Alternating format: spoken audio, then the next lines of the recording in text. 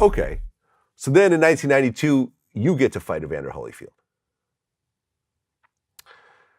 That 10th round in that fight, explain to me what happened.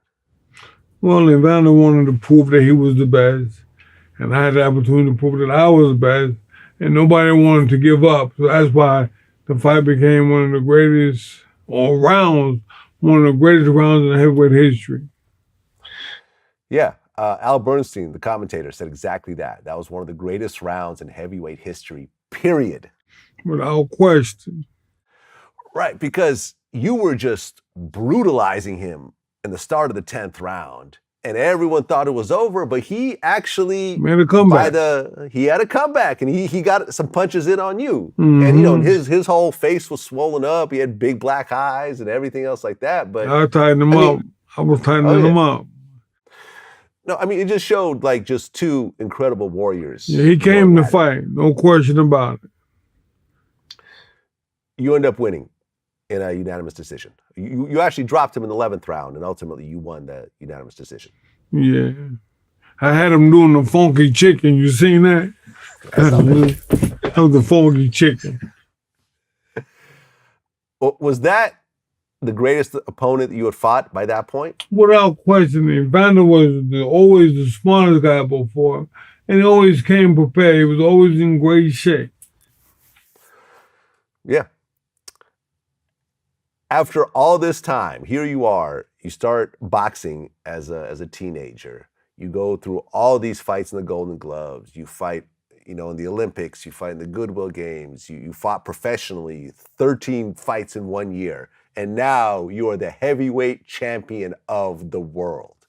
How did that feel? Oh, man. Listen, the night they said, new heavyweight champion of the world, man, I could have died. I mean, because I felt like I had to achieve what I was put here for. But as you know, life goes on. But that was the greatest time of my life, you know. And my mother was there, man. We had such a great time. Yeah, I bet. I bet, man. To get that title, especially with all the work you put in, it must have just been surreal. Oh, man. And why I can tell you one thing, it wasn't easy, and it took a long time. Okay, so after that fight, there was sort of this kind of situation where you fought Holyfield and Lenox Lewis fought Razor Riddick, and it was kind of like a mini tournament. And when it came down to you fighting Lenox Lewis, I guess Rock Newman wanted $32 million for the whole fight, and you would get 90%, and Lenox Lewis would get 10%. Do you remember that? Well, I don't remember that, but I'm thinking when you're the champion, you're supposed to get the bigger purse.